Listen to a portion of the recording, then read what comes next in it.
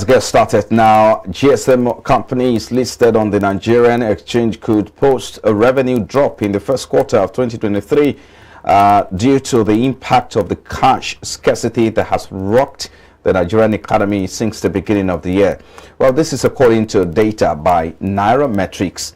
The Apex Bank had in December set a deadline for the expiration of the old 200, 500 and 1,000 naira notes, respectively, triggering long queues in banks.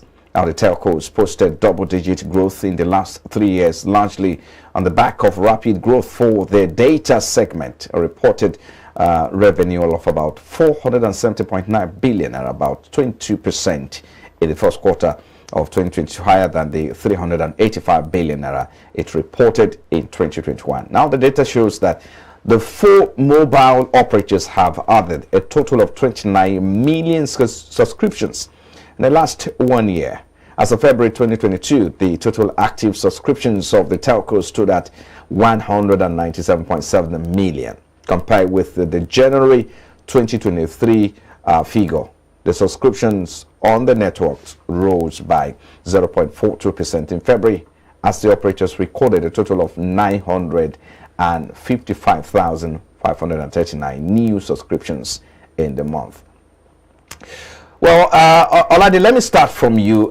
Telco says, according to this report by Nairametrics, it's an analysis though, but we're looking at how these the first quarter is going to turn out. And we've seen very positive double-digit growth from the telcos company in the last 3 years. We've seen that. But let's look at the first quarter now, your outlook, the outlook for the first quarter.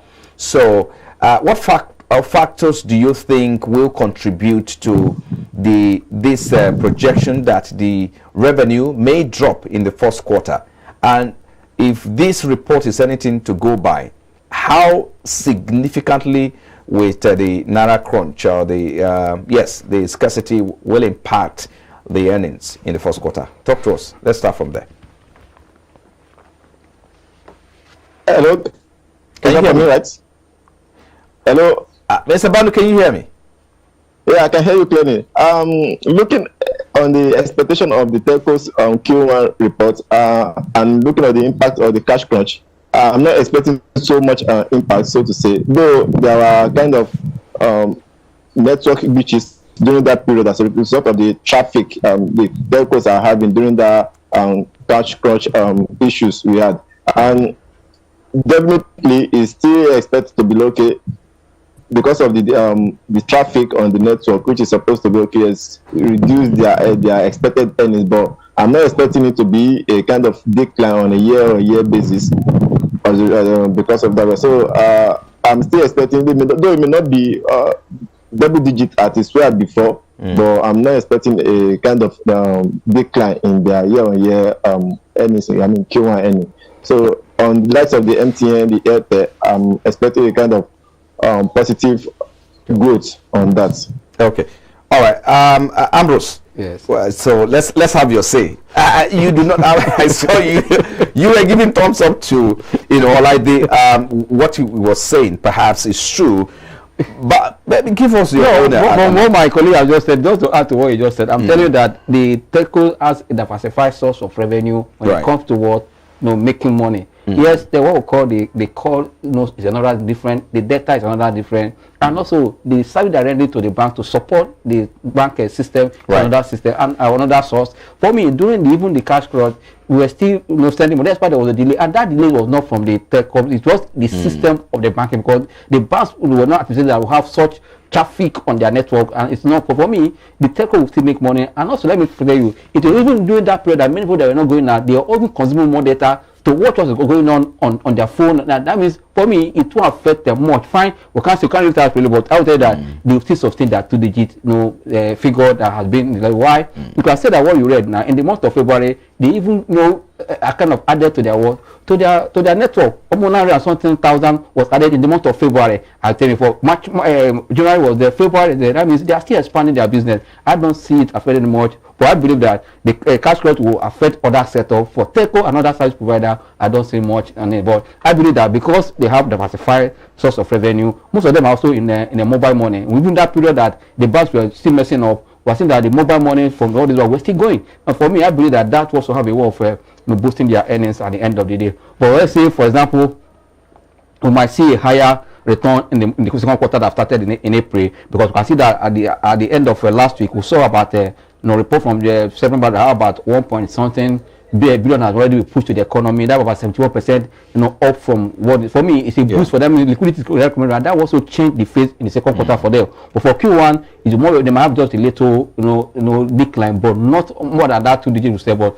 might be a slow down a little. But I believe that Telcos will post a positive number for Q1. I mean, if you look at the impact of the Naira crunch on most businesses, they also felt it. So it looks like the impact was across all sectors of the economy. That's why the analysts, I mean, this projection is coming that it won't be much on Telcos and other services. Especially, you can see what's happening in the banking sector. People are also assuming that banking sector will put a negative number. And I tell you from the one that even when they are hitting they were attacking their facility here and there, it was going to affect the bank. Because already, as soon as February, most of the banks have surpassed their performance for 2021, 2022. For me, this is a clear direction where the banks are going, because an environment where we are having high interest rate, and also despite the economy is kind of contracting and also getting the heat, there are some sectors that benefit from the high interest rate. Also, when there was that crisis, also that period, there are also some sectors that will benefit from it. I tell you that in this situation, that's why investors have to be kind of open-minded. Whenever you see uncertainty in the environment, you see, look for where can you make money in that sector. Well, there's what is happening. Like today now, all over the world, they say there's tension of geopolitical tension.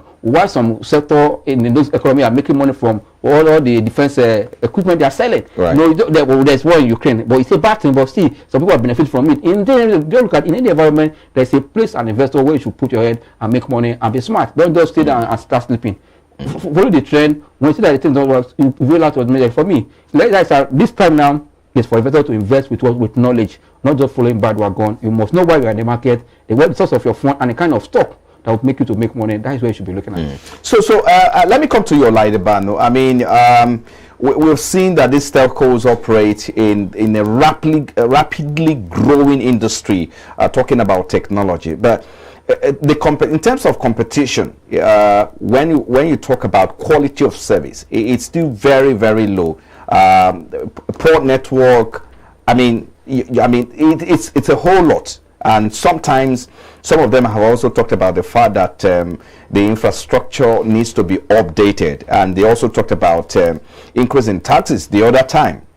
So how does these companies, listed companies, plan to stay competitive and maintain its market position in the face of increasing competition? Because there are quite a lot of competition. You have the Glo, you have the MTN, you have the Airtel, you have the Nine Mobile. I know that MTN and Airtel perhaps are the two major, largest market capitalization on the exchange. So talk to us about the competition in that sector.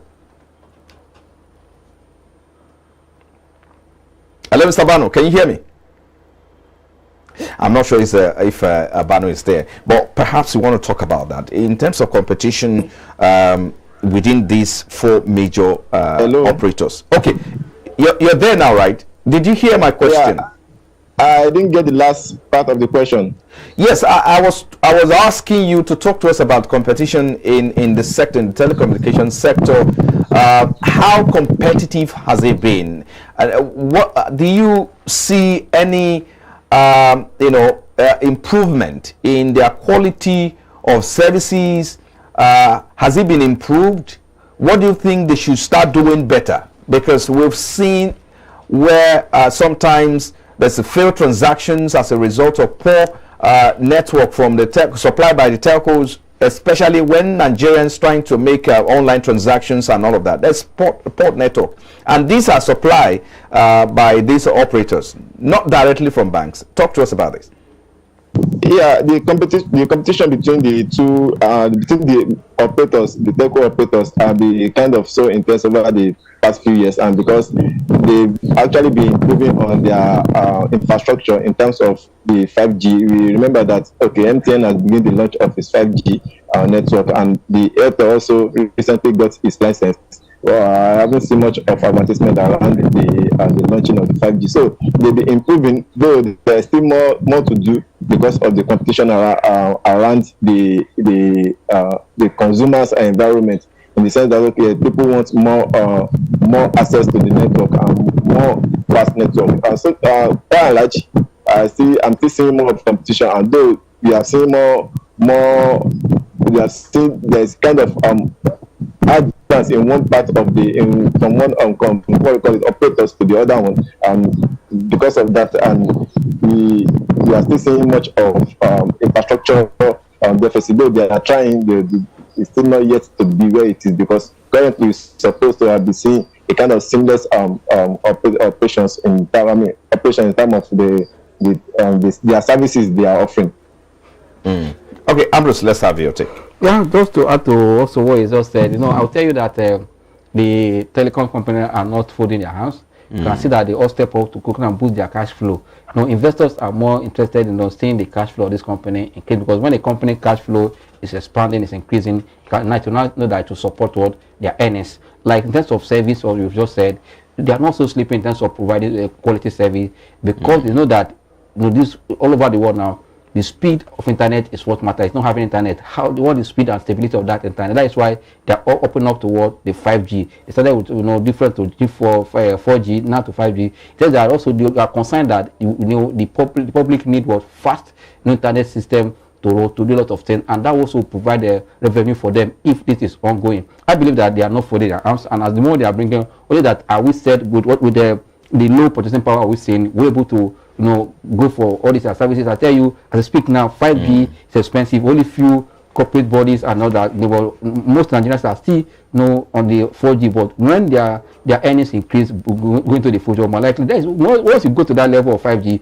see that as you are complaining, the complaint will drop, because 5G can tell you that it's a fast network that we enjoy, and most banks are already enjoying it. The word we are saying, like we mentioned about free transaction, which is not only from internet, it's also from the platform of the bank. They need to also improve. The bank has to also upgrade their infrastructure, why the telecom also, so that at the end of the day we give Nigeria a better service that also boost our own. There's a big competition coming. You've heard of Starlink. Maybe I should start from Olaidebanu. Talk to us about the internet market and the competition that is out there. If you look at the broadband ecosystem, right? You have Starlink that just entered Nigerian market, and now you have 5G by these GSM operators, right? But how tough in the coming days, in the coming years, how tough do you think this will be for the local operators, domestic operators, to catch up on stronger competition or international competitions that are getting into the market, Nigerian market? Yeah, I'm seeing more of competition, and I'm seeing more of revenue for them, in the sense that the population is growing, number of businesses are also growing, and so because of that, we still expecting more of growth in their own cash flow. Because as you can see in the past, we hardly see more of companies using more of internet as a result of that, and now we begin to see different sorts of providers, service providers, all these operators for all those companies and for the individuals. As you said, recently now we have Starlink coming to the market, and with the use of 5G, and many people are also taking advantage of that. But still despite that, we still continue to see the growing population requesting for for different service provider. So if one is not working, even for the same business or for the same person or consumer, if one of it is not perfectly doing well, coming into the other one doesn't say, okay, yes, you are totally neglecting the previous one that is actually not good, because there has been a time, okay, you are probably some kind of services that is better than the other one, because the number of the type of services and the number of services they are offering also affect their own revenue. Okay, so Ambrose, how ready are they for this competition? Starlink is one of the fastest, internet provider, and they've been given license. Really, Starlink is coming to meet people in the market. That means as it's coming, innovation will also coming, and that also the already existing one that has the market also have to double what they are giving. For me, you said it's all about competition, but I see that the ones that already at MTN, they are not following the hand. I said earlier, as Starlink is coming with other satellite internet, they too also have the money to do the infrastructure boost, and also they have the market already. You can see a number of subscriptions that they have, like they are. For me, if they also improve their service, they also come, and also for you to come to the market and take away the market from them, it also take you time. And that's that period, and into that also form the strategy. For me, I'm not afraid of Starlink coming in. It's for them to be prepared to compete with it. You know, customer loyalty is something. I mean, if the customers, your client, your existing clients, you know, can continue to get satisfactory services, they will stay. I mean, you have their loyalty, or yes. But if they cannot get it, let me tell you, as they come with their satellite internet, the ones on ground will also they move from 4G to 5G. Right. There's another higher road. Those are to make sure that they compete really with the new one coming, and also you also come in. You also look at for you to get this market from there. You need to also come with a price penetration. You need to know what to do at that particular time. Finally, last word. Oladiban, talk to us your outlook, your final word in terms of first quarter earnings. Talk to us about that. What's your outlook? Is it going to be positive or is it going to be negative? Generally, in the market, I'm seeing more of positive results from the listed companies, and though there will be a kind of slow growth from their earnings, but I'm seeing more of positive in the likes of the telcos. We talked about that earlier, and the likes of the banking sectors. We talk about that, and also another part of it. Okay, yes, the consumer goods. We see more of we expect more of that. I mean, the consumer goods, but more of growth. Though there may be a kind of very slow growth in the industrial sector, and also from the oil and gas sector. So, generally, we expect positive outlook. Okay, Ambrose, positive for me, we expect negative? A miss number. Okay. Miss number. Some sector will post a positive one, while some will still will hit with what for the contract, especially the consumer sector, because I will tell you, when the consumer have less, actually more goods of these people will also remain on the shelf. I believe that will affect the work. Consequently, as we are seeing an improvement in liquidity, but what matters is that if the way the government is saying that by end of this month they're going to up the workers' salary, if that happens, that will further boost the consumer. But I'll tell you now, most of the consumers in Nigeria have really. I know I wanted to get only for the telcos, but since you've talked about consumer sector, but that's okay, that's fine. So either way, we expect for me, I said a missed number. Why for across the board, right? Across the board, but for the banking and the telcos and the oil sector. Okay.